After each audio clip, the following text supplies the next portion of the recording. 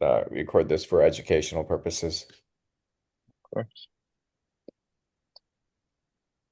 Kevin, so you're still in Vietnam? I'm gonna live here, I'm telling you. The background's misleading, but yes, I'm in Vietnam. I mean, it's America 250, man. You got to get back in America. Is it? Yeah, For man. July And 4th or what? 4th of July, the 250th anniversary of the United States of America, man. It's, all great, you know, civilizations. This is like the peak. If you look at that, Roman empires and all these empires, it's like 200 year 250 to 350 is like the peak, and then everything always dies after like 400 years. So we're Is blessed to that be lit. so? So that's just I like what, 8 generations? 8 generations of greatness? I'm not a subject matter expert in this, but we're in the peak. Like the 250-year mark for all like great countries and like dynasties is like kind of this is like the pocket. Look, on the So positive side, at least we had a peak. There's many countries that never had a peak. I this mean, is I'm true. Korean American. Like our peak is K-pop, right? K-pop and Korean barbecue. And we're already declining population-wise. We're literally disappearing. The whole Right. planet is disappearing, The except whole for planet. Elon Musk having 11 kids or 14 kids or whatever how many kids he has. It's true. All right, Rich is back. Let me see here.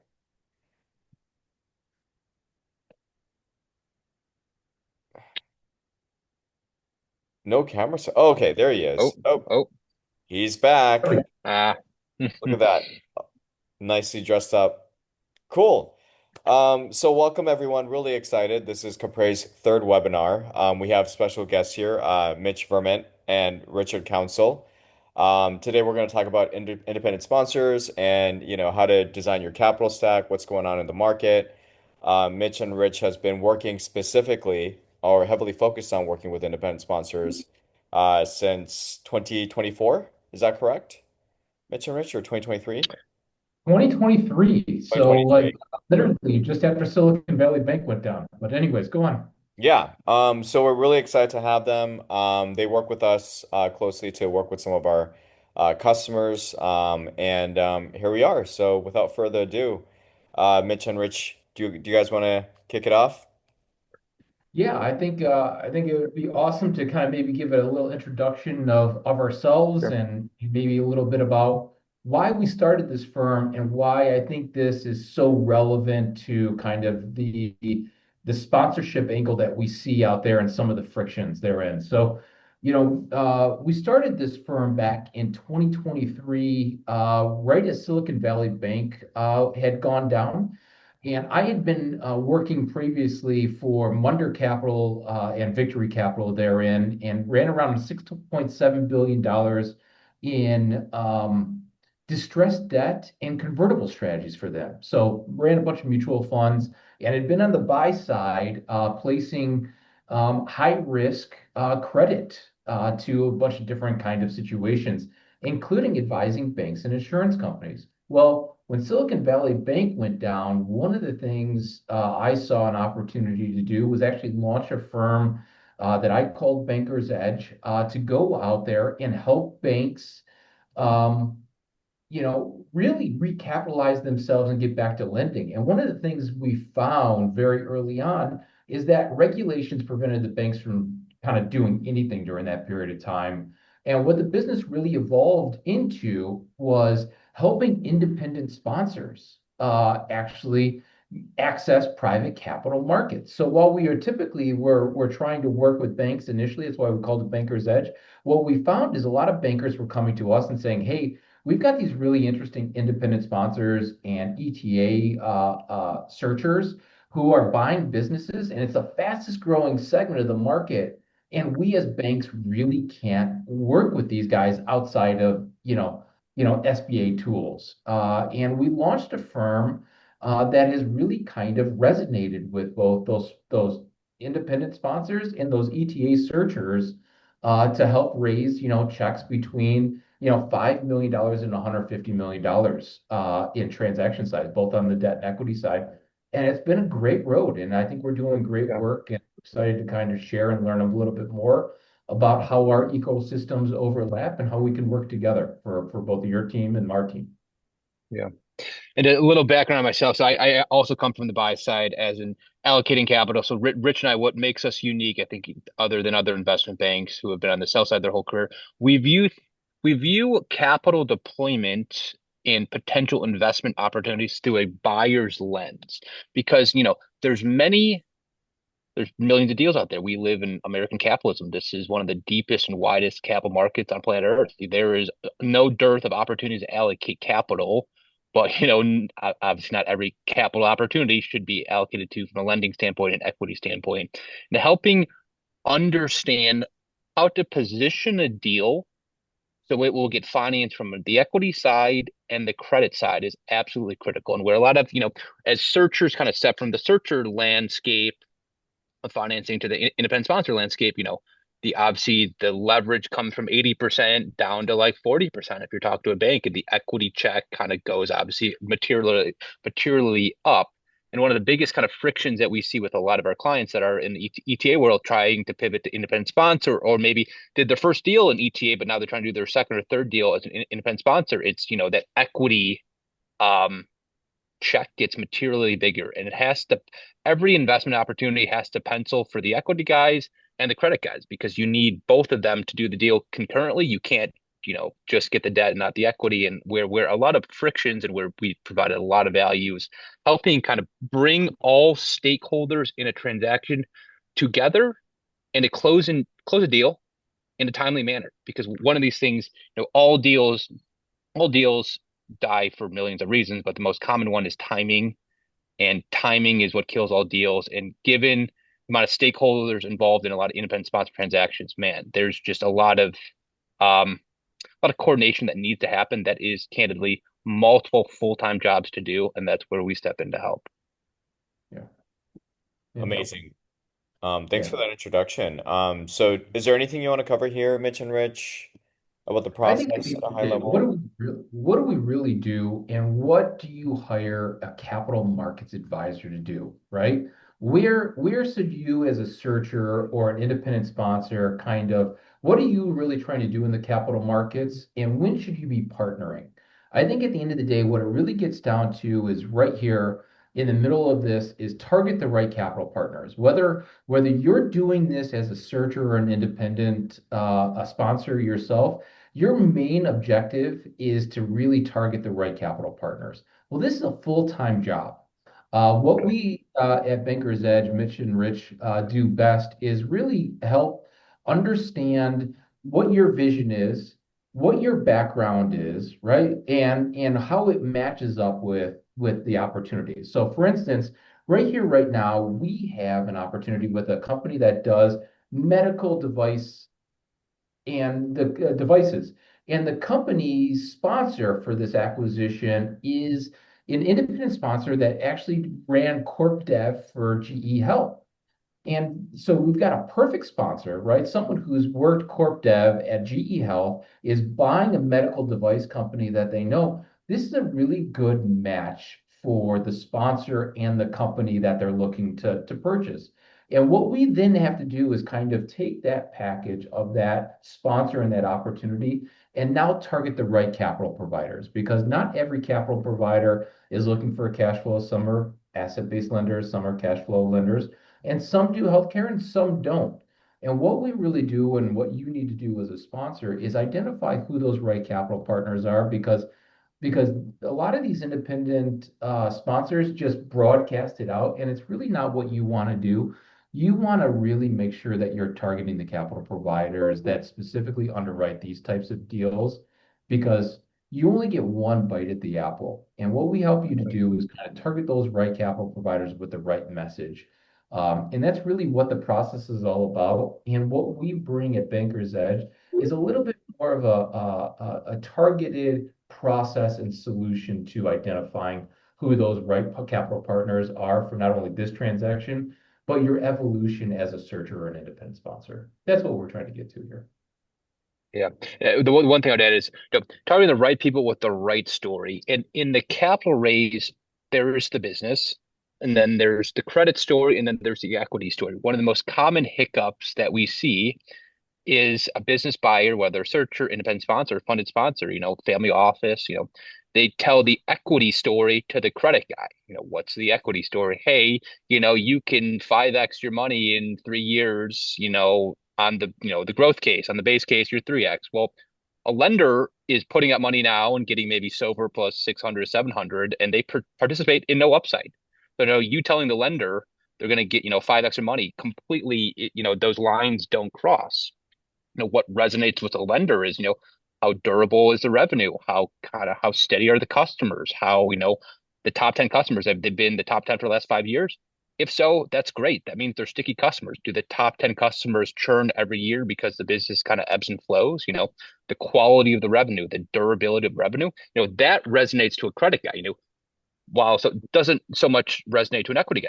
Tell an equity guy, hey, my top 10 customers have been around. Well, that's great. The equity guy needs to understand how he's going to, 3x his money, because that is the return that they need to hit for the risk they're taking. And, business acquisitions are very risky endeavors, and people need to be compensated for that risk. And, telling kind of the risk adjusted return to the equity guy is one pitch. Same business, you highlight different things. The credit, same business, the credit story, understanding how a lender is going to, get their money back.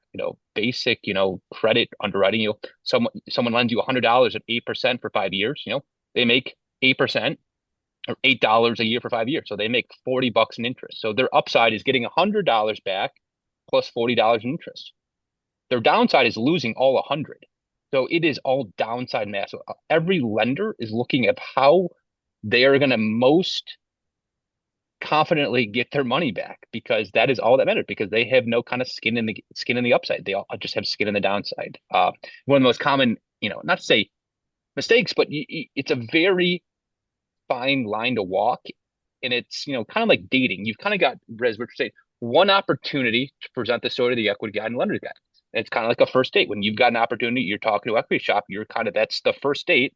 And, we've all kind of been on first dates, and it's, or in our past lives. And it's like, I said, so, had a date for 60 minutes. Oh, this was good. I wish I didn't say this. I wish I didn't say that. Well, you can't like replay a first date, then you're on to the second date. And, making sure you kind of nail the first date. You can't get a second date until you get a good first date. You can't get a third date until you get a good second date. And before long, you're on a bunch of dates, you get married. And we view kind of helping a business acquire kind of get married. What does that mean? Raise capital, close a deal. It's a very fine line to walk. And that's what we help out with. So That's great dating advice as well. Any questions, guys, on this slide before we go to the next one? Okay, cool. All right, let's work on some numbers now. Yeah, I think this is absolutely where the rubber hits the road, right? Because we see two things. We have the old searcher model. What is the old searcher model? The old searcher model is we go and we find a business owner who's looking to sell. They're going to give me some type of seller financing, but I'm going to use an SBA 7A loan or some other type of guaranteed loan provider to kind of fill the gap between what the owner's seller finance is going to be and what I can get. Well, in SBA 7A loan area, we have a personal guarantee, right? So my personal wealth is on the line in that transaction. Even though, the seller has some financing skin in the game as well, my butt is really guaranteeing this loan. And as a result, I can take a little bit more risk. And typically that leverage on those 70 loans can get into the 80, even sometimes 90% level, depending on kind of the fixed coverage charge and other debt service numbers that are relevant in that calculation. What we are seeing is a lot of searchers who aren't buying small $1 and $2 million EBITDA firms, but are really stepping up into what we would call kind of the institutional realm, which is $3 million EBITDA businesses and up. And now the debt ask is beyond a 7A, SBA 7A loan. And now we're into more independent sponsor economics or independent sponsor funded transactions.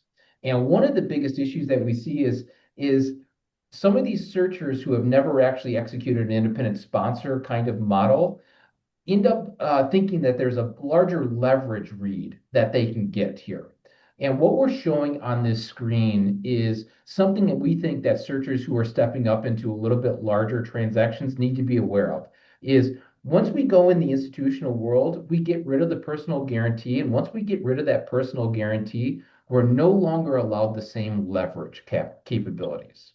So when we think about going and buying a platform or buying a new, entity in an independent sponsor model, we look on the left-hand side with that platform LBO, right? And we've given a good illustration of kind of where the debt ask is. And let's say we're buying a company for say $16 million. Let's say there's $4 million of EBITDA, and we're buying it for a 4x multiple.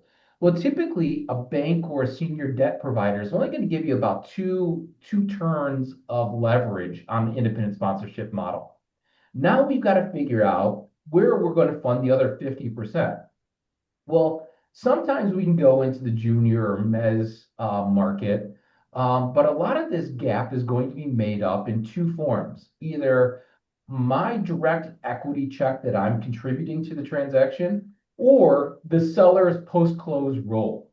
And one of the biggest things that we see, one of the biggest issues is a lot of times independent sponsors for the first time want to have more of the equity transaction. So they try to lever it as much as possible. And then they structure the LOI so improperly that the deal just has no possibility of getting done. What we highly advise here is think of it always as if I'm buying an entity for 4 turns, take 2 in debt, fill one turn with seller post-close economics, so the seller basically still has $4 million in either a seller's note or seller's note and equity. And now I only have to find that other $4 million. And sometimes the debt provider will give me some of that equity. And sometimes we can go and find, independent sponsor equity partners to get in these transactions. But it's key that as you step up from the searcher model to the independent sponsor model, and we drop that personal guarantee, you have to know that the leverage read shrinks, right? And what we see here on this screen is kind of how that leverage read shrinks, right? So 50% on the original LBO platform. On the add-on, I can surge up a little bit into the 65, right? And then on a dividend recap, right, where things have gone successfully, I can still do a little bit higher of a leverage read, but that initial platform, they're typically only going to give me a much smaller read. And I think that's so critical because we see so many searchers thinking that the searcher funding model works as they go up to an independent sponsor model, and it doesn't. And the LOI in those cases can really get, you end up having to retrade the deal, and you want to stay away from that if possible. Yeah. Well said, Rich. Yeah, it's yeah. No. Think of it so that in terms of lending, there's kind of two buckets of lenders. There's cash flow financing and there's asset-based lending. How cash flow financing looks at it is typically there's a lot of credit metrics you can do, but the most critical one is loan to value. So kind of all the ratios or all the percents on this screen, these are percent of enterprise value. So in the top left, senior debt platform LBO. 45 to 50%, that is percent of enterprise value. You can probably get, yes, 50% loan to value, loan to enterprise value, same thing from a bank. That's doable, but you're not getting 80%. So kind of like Rich was saying, you're going to have to come up with the other 50%, and there's no correct answer, and every deal has, different risk parameters, and you've got to make sure every kind of stakeholder is getting their appropriate kind of like return bogey for the risk they're taking.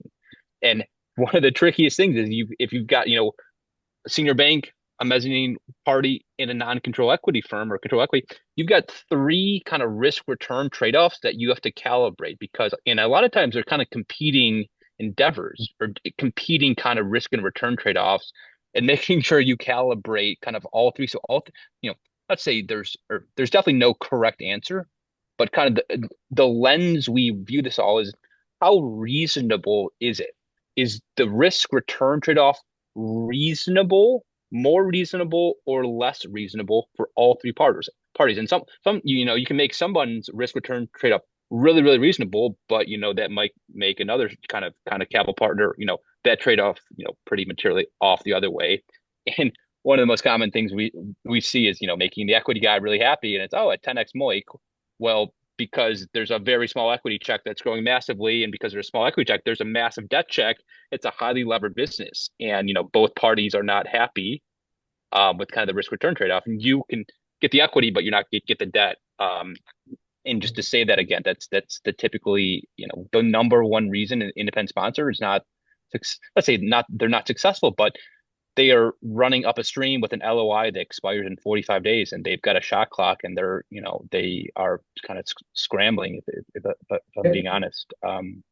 Yeah, and the only thing I would add there, Mitch, is a lot of times when they're scrambling, it's typically because the the seller's post-close economics in the deal isn't aligned. I'll give you an example. We did a movie theater deal came to us last year for a high-end dine-in movie concept, right? That we'll call Project Motion in this particular case. Project Motion, $20 million EBITDA business selling for 5x.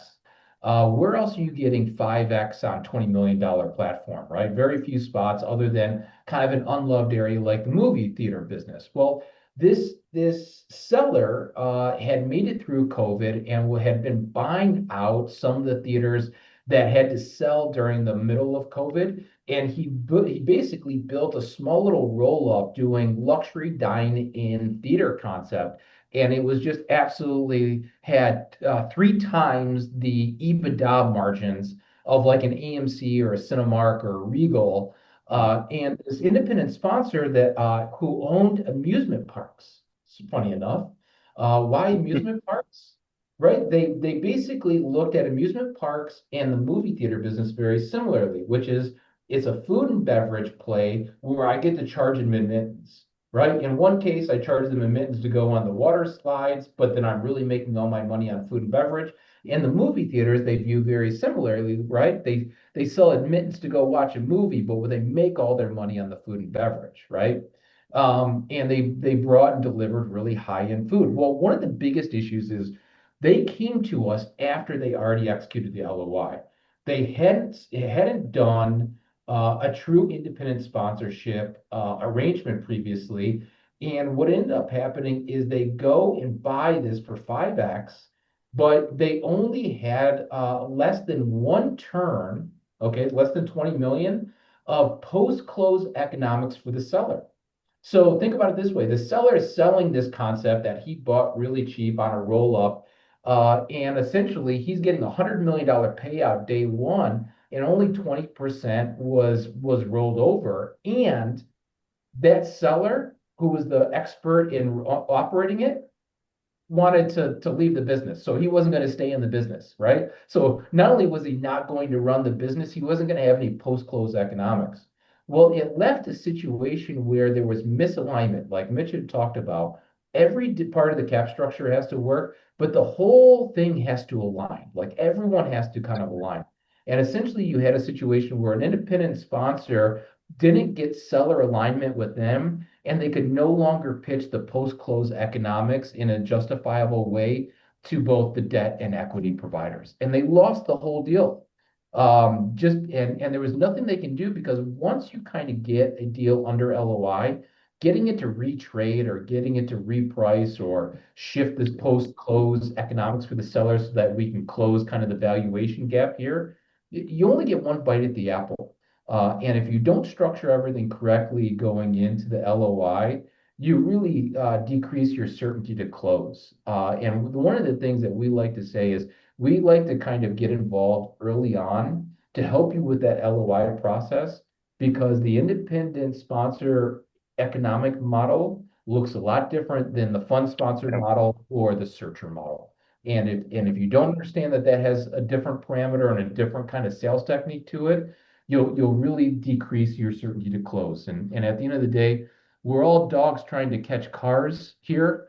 And there's nothing worse than catching the car and not being able to get it to stop so I can close this transaction. And Mhm. we see a lot of independent sponsors and searchers fail on this model. because they failed to structure the deal properly at LOI. And that's one of the reasons that you would hire a capital markets advisor like us to give you a debt read, like we're showing you here, but also how to fit that post-close economics of the seller's interest post-close to make sure that all parts of the cap structure align and pencil the way they need to get a deal closed. And Yeah. and Rich and Mitch, so I've been a traditional searcher and a self-funded searcher. So when it comes to the independent sponsor model, when can it backfire when you maybe roll over too much equity on the seller Mm, side or put too much on the seller note? Can the Yeah. opposite happen? Um, hmm. and when?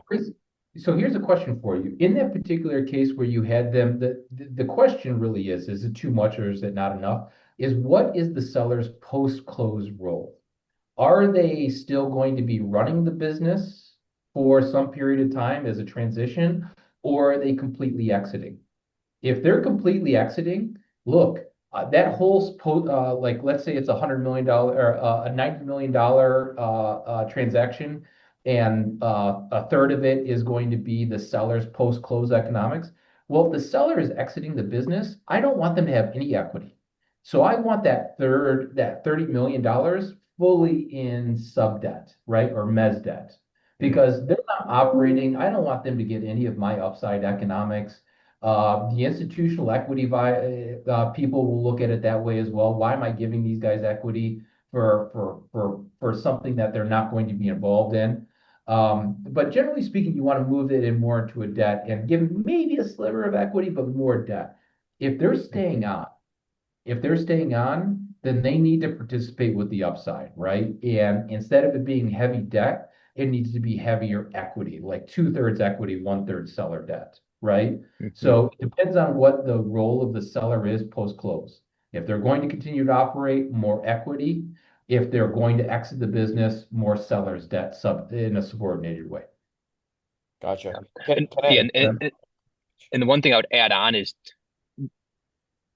every dollar that the seller rolls over and or contributes to a seller note is one less dollar an external capital partner gets to invest. And in the institutional capital markets, kind of the couple toggles are the minimum investment amount, which is kind of 10 million bucks of investment amount. So that's for a lender, an equity partner, and kind of three of EBITDA. If you're above those two thresholds, you're firmly in the institutional capital market. You've got hundreds of, lenders, equity investors, SBIC funds that do both. And one scenario where it could backfire is, the total debt on the business is say 13 million bucks, but five is in seller note. The 13 of debt goes down to like eight of debt to an external partner. That's good for the seller potentially, but like that might not be enough skin in the game or enough kind of juice for an external lender. So when you're kind of in call it kind of the 10 to 25 million dollar enterprise value range, some of those seller financing is good for de-risking, but also doesn't give enough kind of investment dollar opportunity to external partners and might kind of just be below their investment kind of minimums.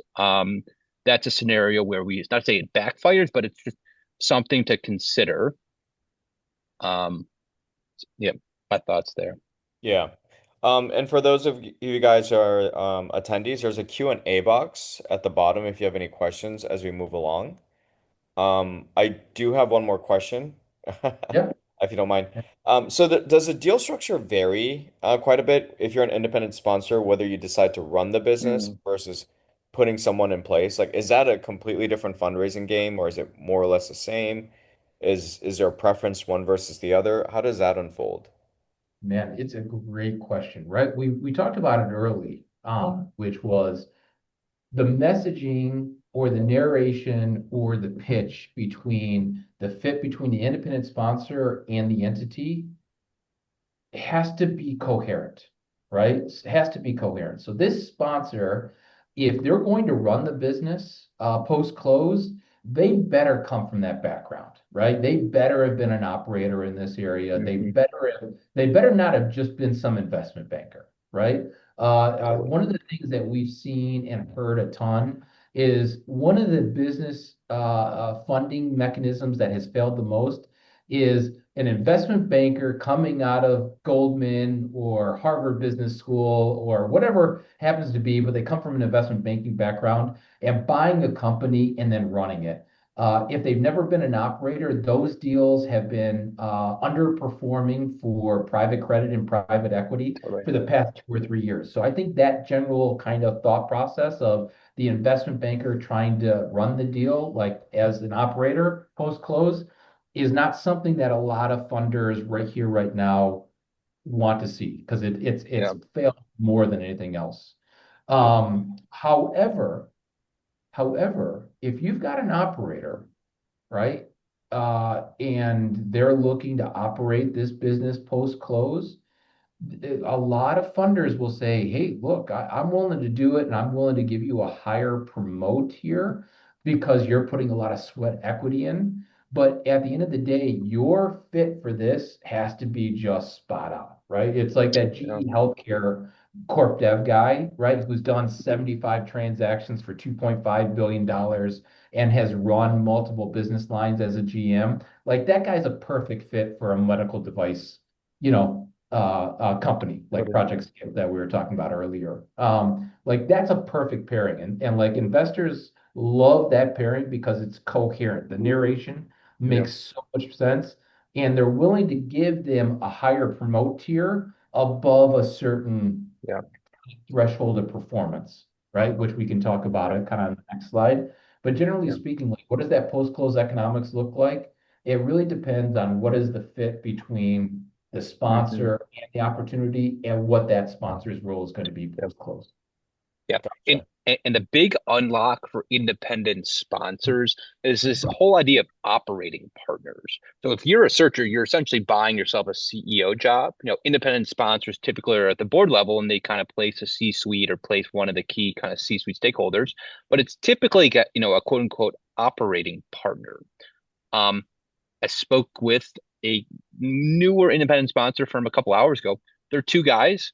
They have a 10-man bench of operating partners. And as they're looking for investment opportunities, they find a good opportunity, as in, buying this business, but they view that through the context of who can they put in the CEO role, the operating partner role, because that is absolutely critical.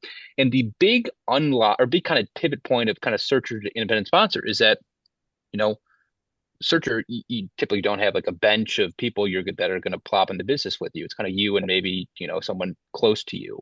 But the independent sponsor, you kind of act as a headhunter. You can, there is no correct answer, but a very as you look at the toolbox of tools, a tool that is very valuable for a lot of independent sponsors is seeing a business for sale, having an operating partner that has been a 20-year operator. He's never been in private equity. He's never been in investment banking. That's a great thing. Guy's been hiring and firing people. He's been managing budgets. He's been, missing budgets and, thought he's going to lose his job because he missed a budget. Like that's the type of stuff you want in an operating partner, and matching that person with a business is for sale and you as an independent sponsor sitting above, man, that is a trifecta that is really successful. For a lot of people. And it's a very different context because like as you're looking for businesses, you have to be kind of looking for operating partners as well. And it's a kind of totally different kind of, a lot of different search process because, a lot of times, if you don't know guys that are act as a headhunter in a lot of regards. So it's interesting to consider that not many searchers, think through those things when they're exploring independent sponsor for the first time. But something to consider. Cool. We got some questions lined up. So one question is, I got a signed LOI, have a great relationship with the seller. QOV might change some things. How do we get a hold of you, basically? Um, Well, we'll we can share. Good. offline. But tell us a little bit. I'd love to see a follow-up question there from that individual. What they realize the Q of E might change. This is actually a really good question about retrade. Like so, quality of earnings. All of a sudden, you get that back, and the economics change, and now we have to renegotiate. This is where a lot of deals will sometimes fall apart, and you can kind of run into dithering and seller fatigue on some of these transactions.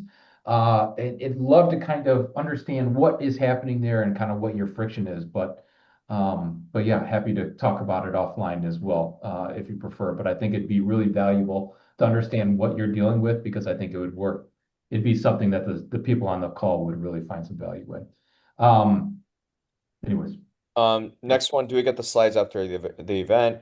Yes, you do. And then there's another question. Can you repeat the minimal dollar threshold for institutional equity and debt providers? yeah, Is there great a minimum? question. Yeah. So let's think about it this way, right? So SBA 7A loans are $5 million max. If there's real estate that goes with it, we could do a SBA 504, which will take us up to around $10 million. And as a result, what will happen is most small in financing will fall into one of those SBA 7A or 504 structures. As a result, institutional capital really starts above 10 million. And it runs, call it 7 million at the very low end, all the way to around 35 million. And that area is called the SBIC world, right? We all kind of know that it's not SBA, it's a SBIC fund. And they usually do both debt and equity. And they finance transactions, call it 7 million at the very low end, but typically above 10, between 10 and 35. Above 35, a whole new range of institutional players from private credit and private equity start filling kind of that more institutional gap, which is $35 million and above. But that 10 to 35 is the first level of institutional that is typically Okay. SBIC funding. Yeah. And the other toggle is EBITDA of the business. So above three in EBITDA, that's a key toggle. Try again, a lot of people, a lot of capital providers will see a teaser with 2.8 trailing 12 months and just not even respond because it's too small. And it might be a great business, but it's just too small. And it's like, oh man, you're kidding me. It's a great business, diverse customers, been around a while, has a mode, has a reason to exist, great margins, but it's just too small of a business. That's a key toggle. And between two in EBITDA and three in EBITDA, there is flexibility there, but the list of capital partners decreases dramatically. And typically, those lenders and equity shops are very industry specific and geographically specific, meaning if you've got a business in Florida in healthcare that's 2.5 of EBITDA, your equity and lender is going to be a Southeastern United States healthcare investor. A healthcare investor in California is probably not going to be writing a check to a business across the country. So that's kind of worth considering as well. But once you get above that 3 million, great point, Mitch. Once you get above 3 million, now you start broadening your geographic scope of which institutional kind of Totally. falls in. So our biggest advice is we see a lot of people who are first-time transactors always looking at kind of these smaller end businesses. I think it's better to just go up market a little bit and go and Yeah. buy the $3 million platform. If you're the right sponsor for that opportunity and you have operating experience, I think just buy the bigger business. There's be more capital options for you, Yeah. and it makes a buy and build strategy a lot easier to actually execute, right? Because now you actually have a solid platform to add on $500,000 and $1 million EBITDA businesses too, right? And really get the synergy out of it. So the gentleman from earlier mentions that the whip was calculated incorrectly, and so Mm. was the COGS. Yeah, I mean it's such a difficult thing, right? So what is Yeah. WIP? Uh, you know, it's work in progress. So it's like inventory that comes in as a raw bar, right? If I'm a manufacturer, it comes as a raw Mhm. bar, and then I do some type of like mechanical tinkering with that bar to turn it into maybe a cup, right? But it's not fully ready to sell. And so it has a second stage, and then the third stage is maybe like heat treat and electroplating and all that. So you might have three stages of work in progress on the inventory side. Yeah. Will impact the value of the inventory at each kind of one of those. So what ends up happening is that WIP can really, if they haven't been doing it with proper, accounting precision, you can get a big change Yeah. in valuation. Now, the question is, that valuation difference is typically means me as the buyer, I'm negotiating them from, say, a $15 million sale price down to a $10 million sale price. Your biggest issue is now we're down trading, and someone who is looking to sell their business is now losing, millions of dollars of transactional value because they've been doing fundamental accounting on their business wrong. Yeah. And you how can this happen? If you have a CPA, it happens so regularly with a Yeah. lot of these smaller mom and pop shops Yeah. that this is typically one of the areas that you see quality of earnings kind of get at is some type of accounting anomaly here. And one of the biggest risks in a transaction is now it leads to a retrade. Yeah. And now I'm taking $1 million of transaction value out for the seller. And that's great for me. I'm buying a company cheaper, but you can lose a lot of deals. So one of the things or the nuance there is what is are you willing to shift it to maybe an earnout? Are you willing to shift it into kind of more seller financing? Yeah. Not retrade it, but restructure the deal. There's a number of different ways to kind of go at that stage, but it is one of the biggest risks, and it's one of the reasons why a lot of deals fail is on quality of earnings, right? And it's just a natural part of the business. But as a buyer, I'd rather know it now than basically buy a company for $15 million that if I would have valued it properly, I should have bought at 12, right? So yeah, it's a big risk. It stinks when it happens, but sometimes if you've got a motivated seller, you can still retrade and maintain the deal. And other times you better just kind of think through what kind of a premium are you willing to accept in your negotiations. I think these two questions kind of go hand in hand, so I'm going to try to combine it. So, Mhm. the Goldman Sachs example earlier, were they Yeah. recent MBA grads, or that were just kind of at the analyst or associate level, or were they progressing beyond that? How often do you see a combo at the independent sponsor teams? I think she's trying to say M&A banker versus an operator from like a tech company, like a company CEO. And can you speak more to recent performance of first-time operators not being as strong the last 2 to 3 years? Yeah. Y- Yeah, I would say two things on the investment banking side of things. What we see is a lot the successful ones will pair up with an operator. Okay. So like there's a Canadian independent sponsor that we do business with who has just a collection of portfolio companies. And one of the guys that has been an operator in the oil field services area partnered together. So, right. So the independent sponsor in Canada worked as kind of the investment banker, had that background, really, really good. And then his partner in the oil field services area was an operator. And that's a great pair, right? Because now you've got the Yeah. investment banker who understands, how to due diligence a deal, how to do and execute a roll-up strategy, and what the general kind of dynamics of an independent sponsorship deal needs to look at and transact at and negotiate at. But then you have the operator who can bring that relevant experience to the deal. So those deals we find to be very, very good. Where you see it's either just the independent, where it's just like an investment banker. Some of those deals have fallen apart where they don't have an operator already in the Yeah. fold, right?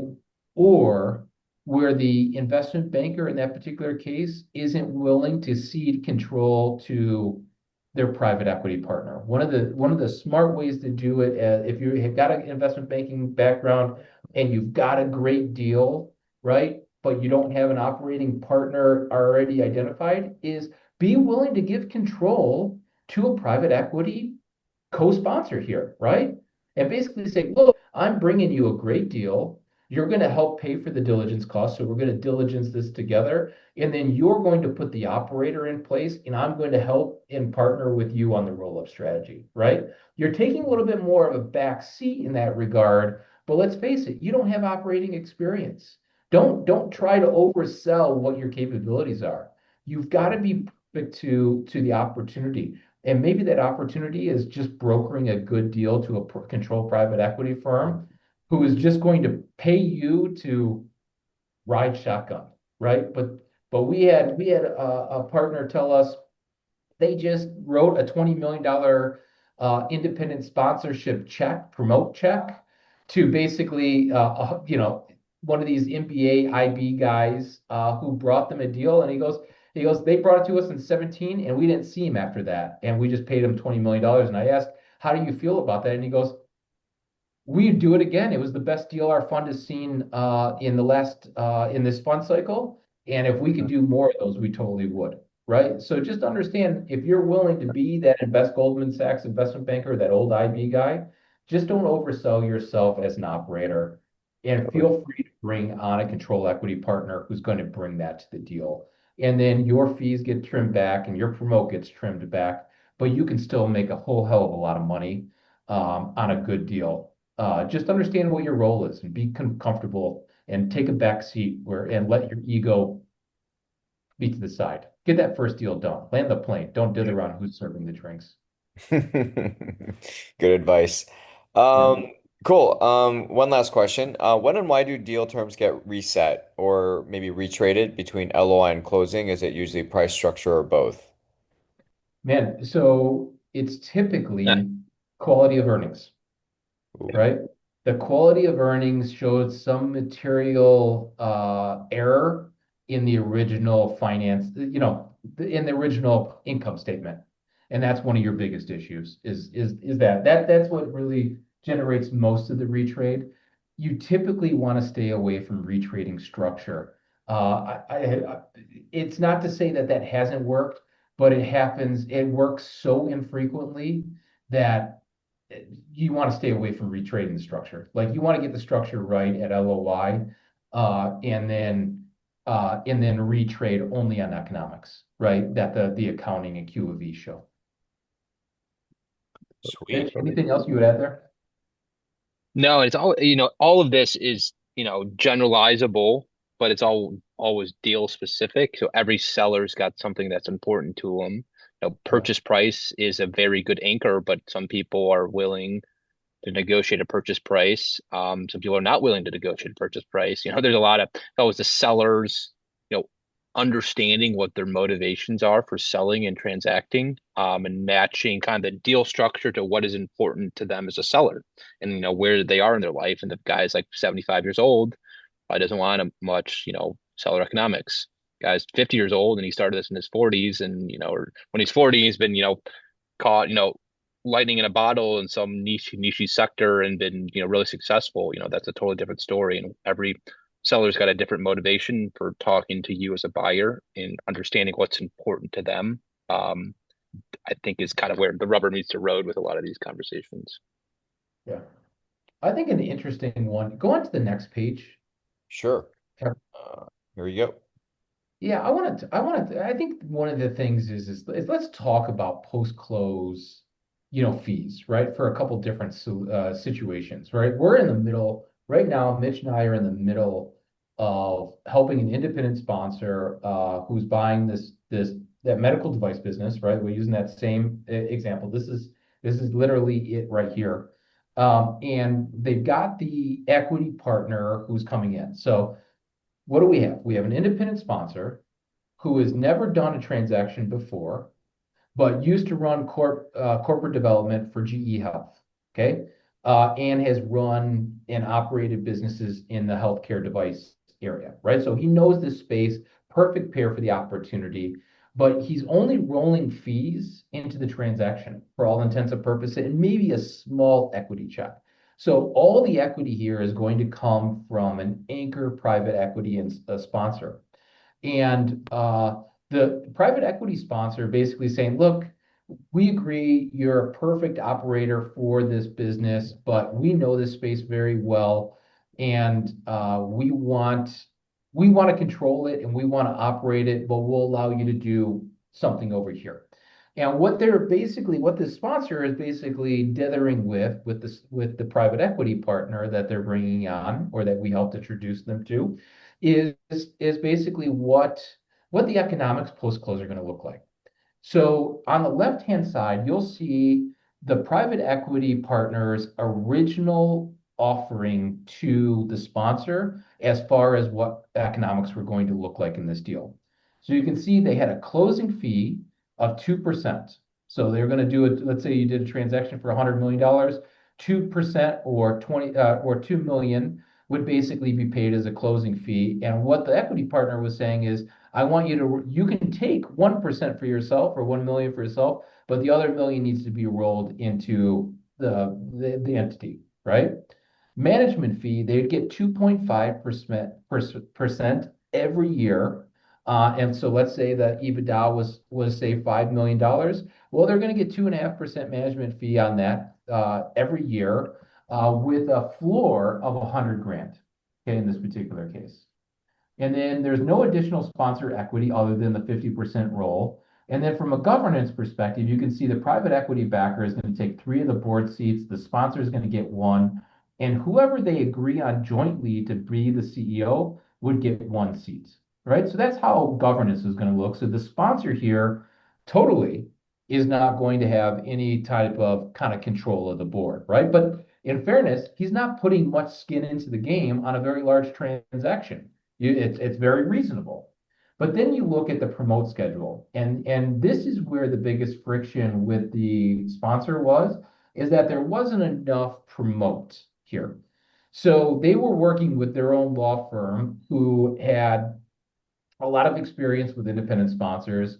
And the law firm said, 2 to 3 is kind of standard in this kind of situation. Management fees will range between 3 and 5.5 times or percent of EBITDA. And then the promote schedule kind of looks like this, right? So you'll notice that this is kind of McGuire's Woods-ish, but what I would say generally is whether it's the law firm's feedback here or McGuire Woods, that is for independent sponsors who have done a number of different transactions. This is their first transaction, right? You're not going to get McGuire Woods execution or what they're showing here is law firm execution here on your first deal. So the sponsor countered with the following on the right-hand side. So they stayed with the 2%, but they said that they would roll 100% in. So no cash out on original, right? Saying, hey, we're all in. We want to be invested in this business. But we want a 3% management fee because we think we're going to give more to this business than just 2.5. And we want an EBITDA floor, or excuse me, of $175,000 in sponsorship fees, right? And we want to put in another 350 grand of our own money into the equity. We're fine with your governance package, private equity sponsor, but we want to better promote. And you can see that they really wanted the upside of the promote. They were willing to take a smaller promote on the first 2x of MOIC, but really in the 4 or 5x is where they wanted to kind of juice up the returns. And right now we're in the middle of dithering on this sponsor proposal. But this is the dance, right? So this is the key. This is where deals are kind of won and lost, right? You've gotten the private equity buyer who wants to support you, Mr. Independent Sponsor, in this deal, but I, as the private equity team, am writing the whole check. I'm not going to give you, 2 and 20, right, type or typical independent sponsor economics, right? If I'm going to be the lead here, but these are still fair. And I would just generally say one of the biggest issues is don't overplay your hand as an independent sponsor. But the economics here are still rich enough for everyone if it's a good enough deal, right? Just don't be greedy because this dance is where a lot of partnerships fray. And you hate to get to this stage and lose it because we're off by 1% here or 2% there. Yeah. So. Oh, go ahead, Mitch. Yeah. Well said, totally. And it's, one of those things where it's a give and take and everything, and all of this is a negotiation. And again, use the dating analogy. This is perfect. It applies to like many things in life outside of dating. But you want things, your wife wants things, or your husband wants things, but no one gets 100% of what they want, and kind of being flexible and understanding. Yes, we both want to get married, and I want to live here, you want to live there. I want 1 kid, you want 5 kids. I want an expensive car. I want to save a retirement and get a cheap car. Like these are all kind of the devils in the details. But the private equity partner would not have presented this proposal unless they wanted to do the deal, aka get married. And now there's kind of the devils in the details, and can't be greedy in any of this. So if I understand correctly, the law firm is the biggest winner here. Is that correct? Is the law firm typically in a fees, your lawyers are going to be, the highest fees, right? Yeah, You get what you pay for, right? I think the more tax advice you need, the more you need the lawyers. The more diligence and regulatory, the more you need the lawyers. The more you haven't negotiated the purchase agreement, some of the tenets of the purchase agreement in the LOI terms, the more the lawyers are going to cost you, right? And then you've got debt providers, and then you got the investor yeah, agreement. Once you go to what people often forget is you use the lawyer for the LOI, you use the lawyer for regulatory due diligence, you use the lawyer for the purchase agreement, and then you use the yeah, lawyer for what's called the investor agreement, right? Your equity providers and all that. You have four agreements that you typically have to kind of get your lawyer to do. So when you think of like fees here, your lawyer is going to get 2-3% the transaction value. yeah, And it starts to decrease as the transactions get yeah, larger, but regardless, you should really be thinking of that lawyer being anywhere between 85 and 150 grand for, you know, a 20 million EV business. yeah. And if anyone is looking for referrals, a lot of kind of everyone's, AI is disrupting all industries very quickly. Obviously, league lawyers are one of those. We've relationships with some law firms that we're very friendly with that do flat fee deals. So the whole like billable hour thing might be dead, might be going up, who knows? But if anyone's looking for a referral for a law firm where they do flat fees, and they definitely use AI because they should and everyone should. It's a very interesting dynamic playing out in real time, and um, definitely advantageous because lawyers, man, crazy. Yeah, no, totally. So much is changing nowadays. You can't keep up. Um, but the next question is, what if you are divorced? So I'm guessing he's asking, how do Hmm. you separate yourself?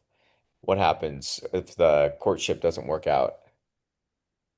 The courtship between the company and the sponsor. I think the PE partner and the sponsor, or maybe you Um, could type it in. Yeah. Um, Yeah, he's making a joke or she's making a joke. Yeah, Yeah, it's let's just talk about it from the perspective of what happens when you and the private equity firm don't get along. It really gets down to two things, right?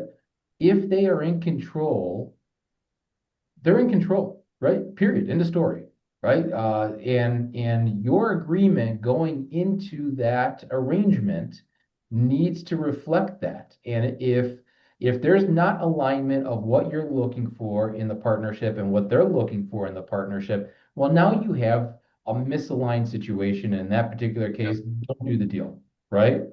But then the issue is then in some cases you might be walking away from a lot of good deals. And I would just generally say take down the egos. We all have big egos in this business. Take down your ego and understand if someone else is writing a bigger check, they are going to want a bigger say. And as a result, maybe I'm willing to be just paid to go away, so to speak, in some transactions, right? I'm willing to just take a 2% closing fee and some type of smaller, management fee on an ongoing basis and smaller promote. If I never have to show up and do anything, it's kind of like free money. It's like I brought in the business partner to run the business and I just get a trailing brokerage fee, essentially. But understand that and appreciate that because there's nothing wrong with doing your first deal that way, right? You might get a great deal and you would hate to lose it because you quote unquote want to maintain control even though someone else is writing 95% of the check, totally, right? Let's absolutely be real. Do you want to make money or do you just want to talk about deals that never got done? totally. I think we're out of time, but can you guys go over a little bit Yeah, or sure. no? Okay. First, Let's just a couple more slides here. Yeah. mm, That's just the promote schedule, different promote things. yeah. You can see the sponsor's proposal was to give the equity partner more the front end economics, but then if the deal really killed it, that they get more of the back end, right? And that's how they were trying to align interest between the private equity partner and themselves, right? Because they felt as though in this case, and they're right, the private equity partner wants to run this deal, right? They really look at the sponsor here, even though the sponsor is perfect for this opportunity, the private equity team, that they're bringing in here to partner with is so knowledgeable about this space as well, and they want control, and the economics have to align in that way, and that's all this is really showing is that in our counter, we wanted the back end to give them the incentive to want to play with us in tier one, two, and three of the promote. Gotcha. Is this a specific illustrative example or a view on market? This is actually an illustrative Yep. example. This is literally something that we are in the middle of negotiating right here, right now, in partnership with the sponsor, with their private equity firm and their lawyers. Gotcha. Let's move on Yeah. to the next slide here. This just shows kind of the different ways, like when we think about, different types of institutional capital structures, a lot of people know what a unitranche is. Like if you've done investment banking and you've been on the sell side, you know what a unitranche is. The difference between this and say a senior versus a mezz debt provider. But one thing that we want to illustrate here is that unitranche structure that's so prevalent in the middle market transaction doesn't really start until $20 million debt sizes and above. Below 20 million, that is more of the senior junior capital structure on the left-hand side. Just so you know, right? This gets down to the financing structures change the farther you go up market. So unitranche, for those people who have been investment bankers, know that unitranche is out there. That typically doesn't start to kick in until the debt side of the check is 10 million. So you're talking about typically businesses with an EV value of 30 plus, where unitranche becomes a viable financing solution. Prior to that, everything's got more of a senior junior capital structure. And the way you got to think about that second lien and preferred equity, that's typically what we're trying to bridge with the sellers post-close economics. We're trying to use the seller's post-close economics to fill that middle level of the cap structure, that second lien and prep equity structure, because we don't have unitranche providers that are going to give us 3 to 4 turns until we get bigger. That makes sense, right? So Cool. Next slide. yeah, this is just process. When you think of like going out to a capital raise, we always basically say you only get one bite of the apple in the private credit markets and the private equity markets. Once a capital provider has seen your project name, it gets into their CRM, and once they've seen it, they will either say yes or no. And their goal in private markets is not to get to yes. They might see 20 to 30 deals a week, right? And they might only take one of those deals forward per week. So their goal is not to get to yes. Their goal is not to get to maybe. Their goal is to get to no.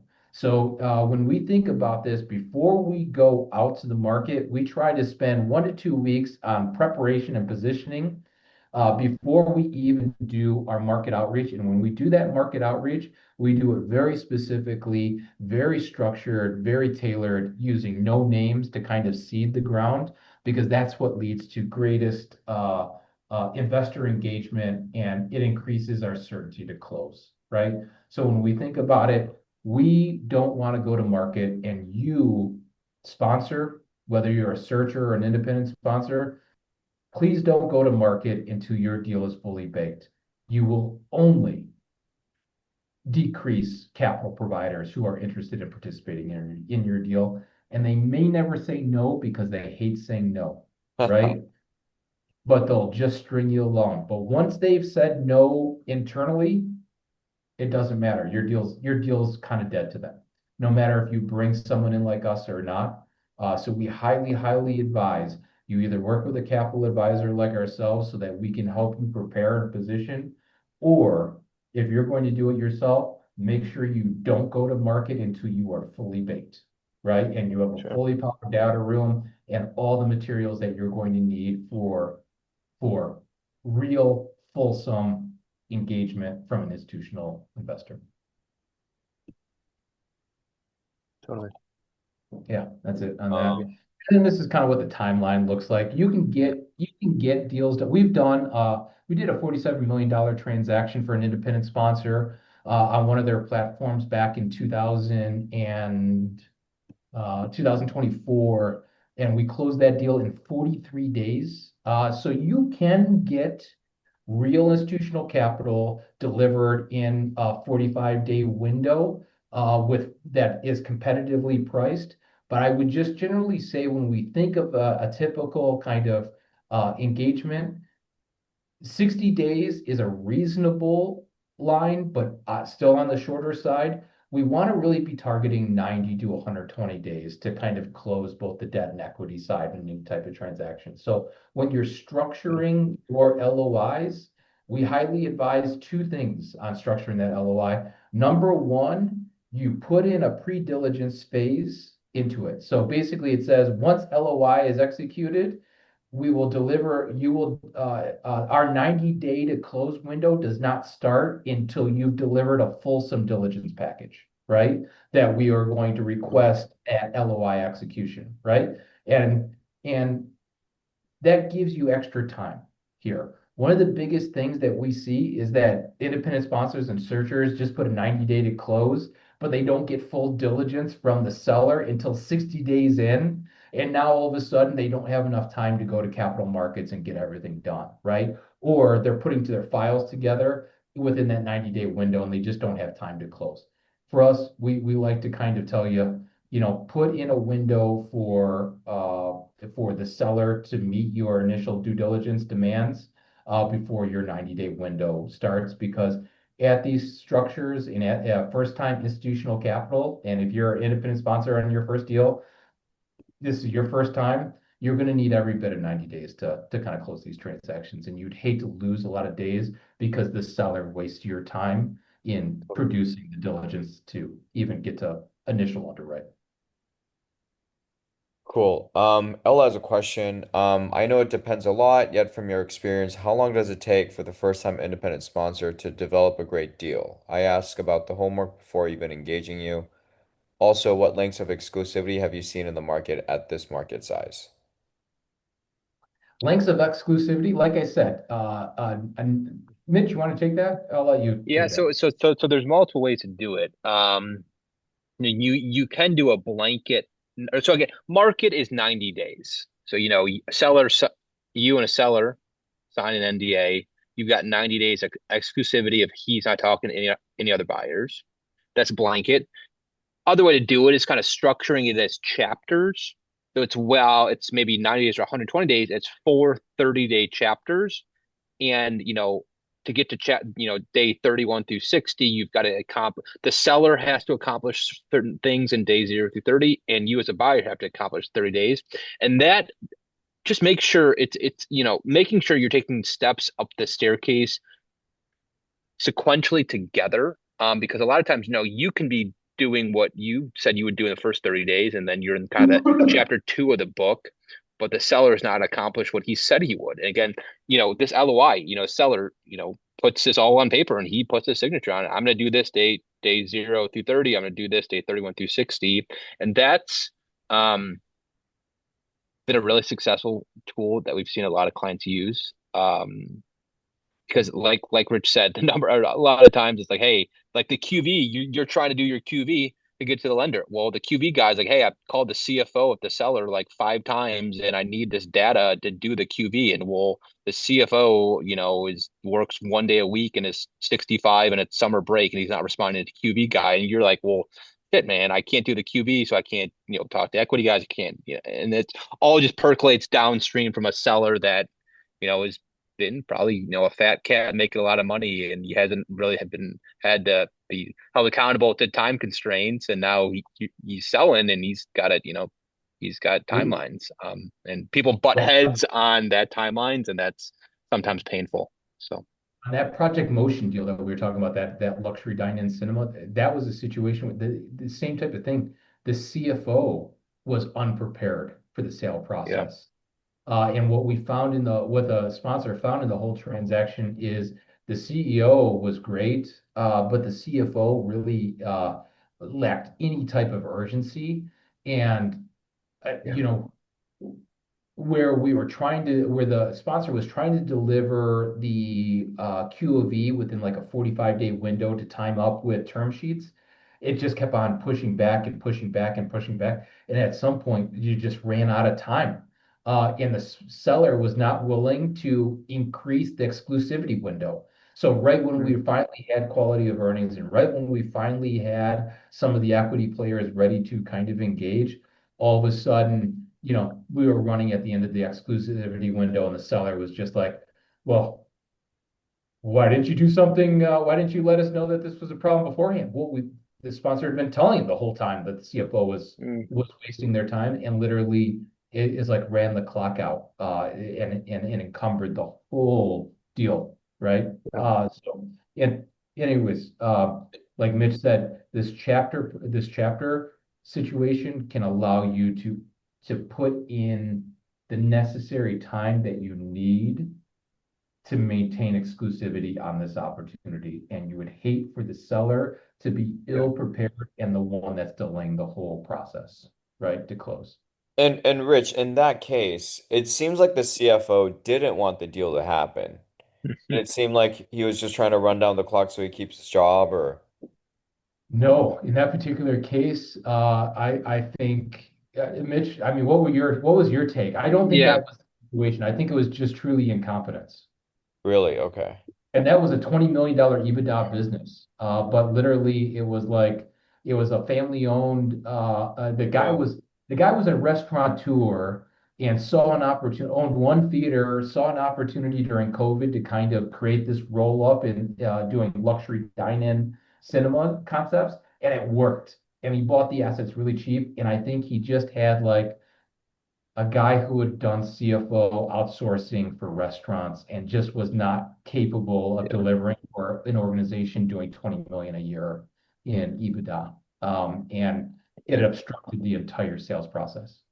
Yeah. And the friction a lot of times with doing roll-ups is like integrating the financial reporting with all these like businesses. And the CFO's job is kind of obviously got to make the books all work. And as our client, the buyer was, hey, we need this, we don't know, but got the impression that the financial reporting and was not in shape to just press a button and get this report. And the CFO, we were asking this report, expect, hey, this is like 1 to 2 hours if you've got a good system, but it was kind of a potentially not that organized. And what we thought were Yeah. 2 hour tasks were 3 day tasks because the business was really not organized from like a back office accounting and financial reporting perspective. So that's And obviously here's something as you're gauging, we're talking to sellers, like understanding how prepared they are to sell themselves. You got odd financials, great, but like, can you give me this analysis? Because I need to know customers by geography over the last year, or I need customers by this,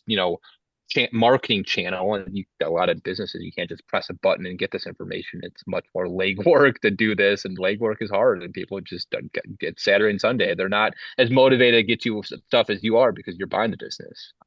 So and here's the funny part is they weren't covering up anything because when the Q of E came out, the adjusted EBITDA number actually went up, Oh.